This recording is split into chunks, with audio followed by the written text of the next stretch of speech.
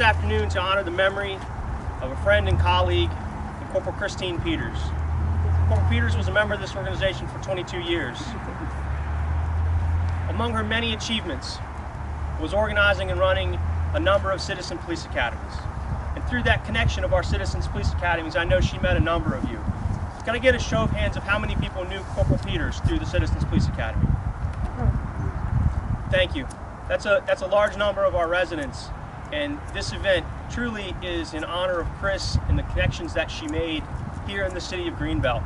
I'll point out that this is not an event that's been organized by the police department. This event was organized by members of our community, and I think that really just shows the connection that she had here in the City of Greenbelt. And through events like this, it helps us all begin to heal and mourn the loss of our friend. Chris was special. All of the things that she did here in the city and in the police department and for our residents, it'll be difficult to replace. One thing about Chris, Chris was a very private person, and Chris would probably not be happy with us for all being out here, right? And so as we struggle to light these candles this afternoon, I was reminded that it's probably Chris blowing them out on you and telling you to go home.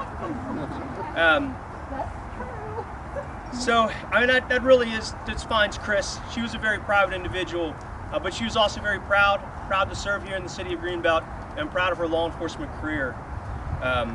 She was instrumental as a member of this department and our evidence collection unit, and a number of the important cases that were solved through her efforts, and that will deeply be missed, and we won't be able to replace that.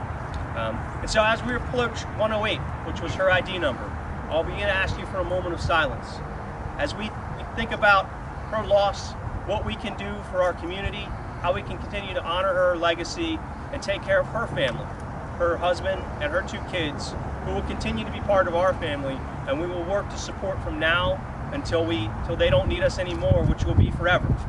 They're always a member of the community. Everybody in law enforcement knows once you're into the law enforcement community, you are always in the law enforcement community. At this time, I would ask you to take a moment of silence for the next minute.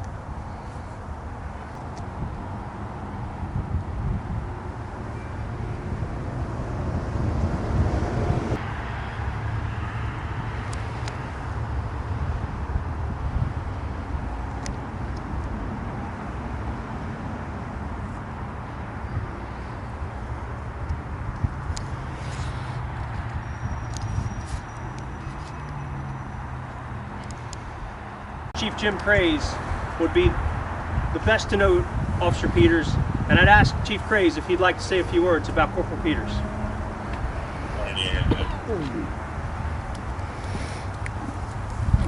Thanks, sir. Well, good afternoon. It warms my heart to see the number of folks who are here today, and I know you were all friends with her. Chief Bowers mentioned that Chris would hate this. He thought, I can guarantee it, she would.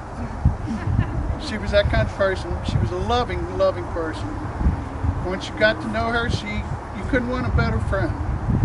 It's kind of funny, Chris never wanted to be promoted, and it warmed my heart too to see that you promoted her posthumously.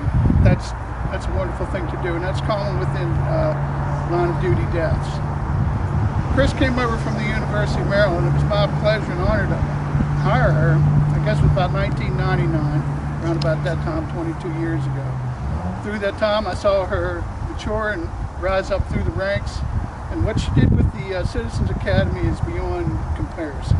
She and George Matthews did a wonderful job reaching out to the community and bringing you folks in. What she did inside those walls was take our evidence of property downstairs and turn it into an award-winning certified operation. We can't show you that. Those of you who had come to the police academy may have gone down there to see everything. The work that goes into a crime scene, with the evidence that comes in from a crime scene, it has to be meticulously processed and taken care of and presented in court, or otherwise you use a court. There is no stronger link to a prosecution of a case than the trail of evidence, and that was her responsibility. You see here on the personal side, Chris didn't She didn't talk with brass much. She didn't like to be around the brass. That was part of her personality. The one thing I found in common with her, we didn't talk much about police work, but we could talk all day long about the orals. She loved the orals. She'd take her family, her husband and kids, and go to spring training each year down in Sarasota, or even down in Fort Lauderdale when it was down there. It was a wonderful time for them. It was a wonderful time for all of us. We will miss her like no other. She was special. Some people come and go within the walls of this police department. Some people will never be forgotten. She is one of them.